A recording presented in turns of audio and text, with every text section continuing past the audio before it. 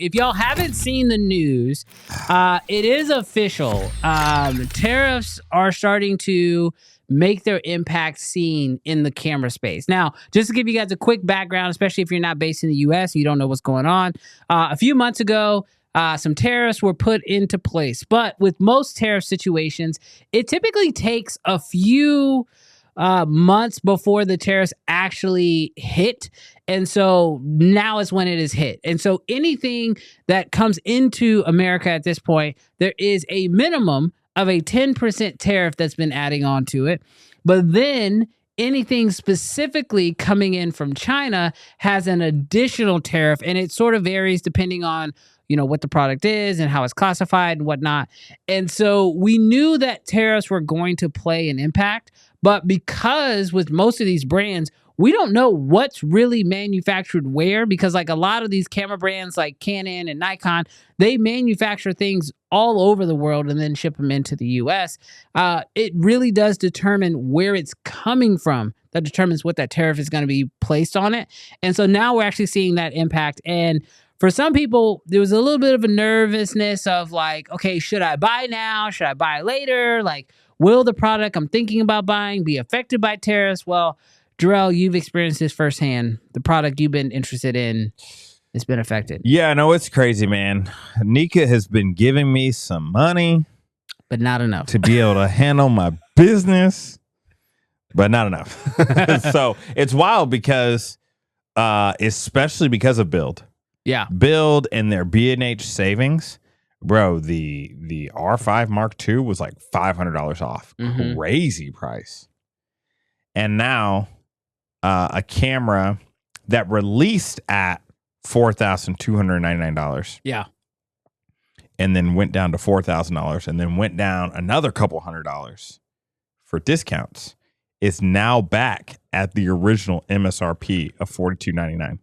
Yeah. Which feels kind of strange because with other camera companies that weren't running discounts and deals, it was very clear to see the tariff increase on what those things would be. Right. But like Canon, they've been doing some weird stuff, and weird in a good way.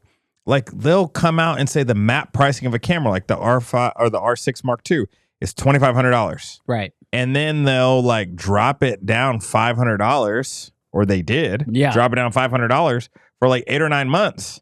And you're like, so what it is? And so like I've heard a little bit that the price of the yen, is it getting stronger or is it getting weaker? Was that Japan? Yes. It's getting weaker. It's getting weaker. Yeah. And the dollar is stronger than the yen. Yes. But the dollar's not doing good either. In comparison. Yes. So basically, us giving, and obviously I'm not an economist, so like don't roast me or roast me, whatever. Because our dollar's stronger than their yen, essentially us like paying them, the $2,000 for the R6 is basically making them what they needed to make out of the $2,500 because the yen value is dropping or whatever. So anyways, long story short, because they're just kind of going back to their map pricing, which we still feel that. Mm-hmm. So if I want to go buy an R5 Mark II now, I'm going to spend $300 more than I needed to have spent, literally 5 days ago. 5 days ago. Yeah. But whatever. Well, for me, it's so confusing because, like, granted, like, we understand that the tariffs are based off of where the stuff is coming from, not where the company is coming from. Yeah. Which is leading to some, like, super weird stuff. Like, for example, some of y'all know this because it's obviously been very public. We use it for live streaming quite a bit. I am a owner of a Canon R3. Now, not a very popular camera, but a very capable camera. That camera is I actually think it is pretty popular. I don't see it out in public as much as I thought I would. Because people ain't balling.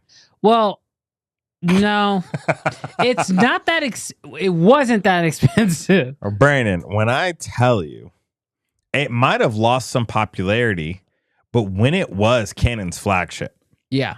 You know what I mean? Not that it was ever called the flagship. Canon made it very clear. They said this is not our flagship. But it stood in the placeholder of the flagship. Yes, it was the most expensive camera they offered at a time. People were like, let me hold that. But it was just too expensive. It was a very expensive camera, but the price came down on it quite a bit. But now, what, like last week it was like 30,000? No, it wasn't 3,000. It was like 37.99, I think it was. Oh, but used, somebody picked it up for 3,000. Used, people have been buying it for like 3,000, 2,500 even. Yeah. And if you go to Canon's website today, post tariffs, you can get it refurbished for $32.99. But brand new, this camera is retailing for over $5 bands. And I can tell you, as a owner of this camera, in no way, shape, and form, no place in hell should anybody buy this camera for over $5 bands. That just doesn't even rationally make sense, especially when you look at the R1 and the R5 Mark II that are currently out on the market. I was about to say, that R1 is so close. Well, I don't know what the R1 costs now. Tariffs. Let's see. But geez, the genuine way. Oh, dang. Where's the R1 sitting now? Because the price went up on that one too. Glory. 68. 68? Maybe the R3 is the perfectly priced. Look, my honest opinion with all this tariff stuff, because it's not just Canon who's been affected. Sony has been affected. Sony actually started raising their prices a few weeks ago. Yeah. Nikon has also raised their prices. Nikon didn't necessarily raise their prices on camera bodies from what I saw, but it's mostly lenses. Yeah. But because a lot of, I'm pretty sure I heard this on another person's deal. Yeah. But I think Nikon's lenses, a lot of them are made in China. Yeah. No, I think that's pretty. I think most camera manufacturers today, a lot of their lenses are made in China. I know a lot of the like anamorphic lenses that we love, like the Blazars. I know a lot of DZO lenses, like a lot of cinema lenses in general, a lot of lenses in general, a lot of glass in general. It's all done in China. And so the thing, though, that I think is so detrimental right now is that, like, as creators, like, this is going to hurt everything. Oh, yeah. Because, like, even if you told me right now, hey, this lens, this is the price for the next year. Mm-hmm. Unless I absolutely need that lens right now. Yeah. There's no chance I'm buying it if I know that the price is going to drop even next year. Brandon, do you think that the prices are going to drop? I think this is going to be the new normal. I remember, not to get super sidetracked, bro, a day without the 3-letter organization at the airport. Mm. And then all of a sudden, it's just our way of life now. You going through the machine. Get a little dose of cancer every time.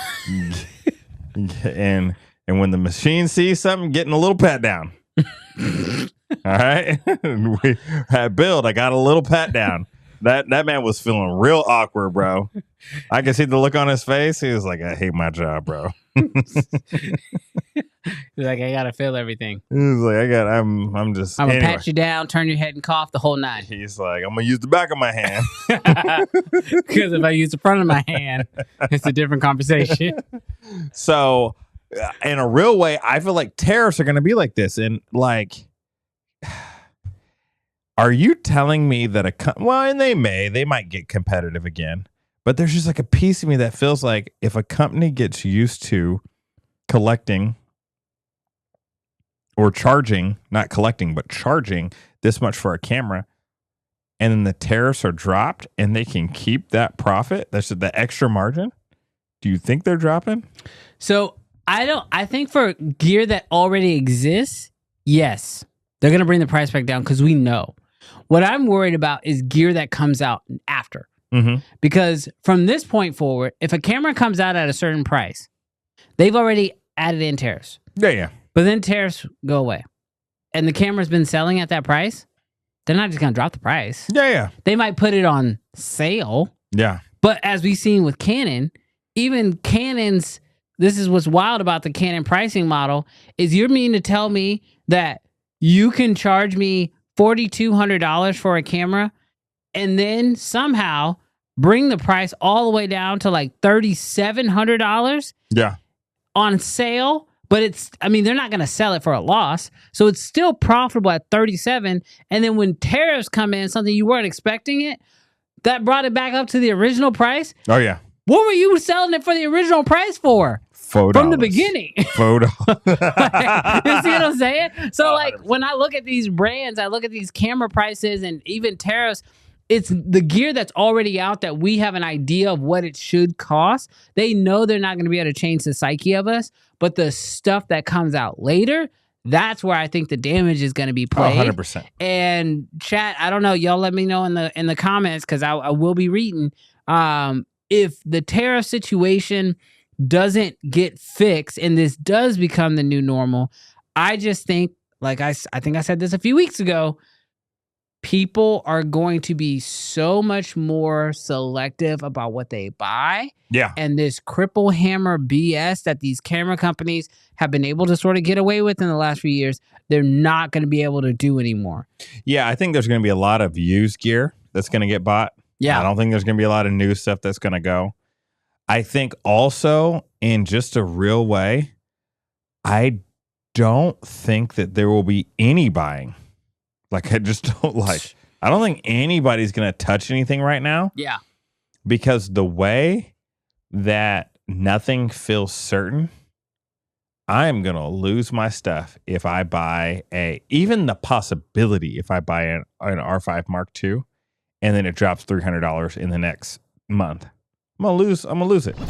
Hey, thanks so much for checking out this clip. If you enjoyed it, do me a huge favor. Hit that thumbs up button. It's how you tell the algorithm that you enjoyed this content, and that way they can share it to other creators just like yourself. And if you didn't like this video, that's okay too. Hit the thumbs down button, but hit it twice just so you show it that you really didn't like it.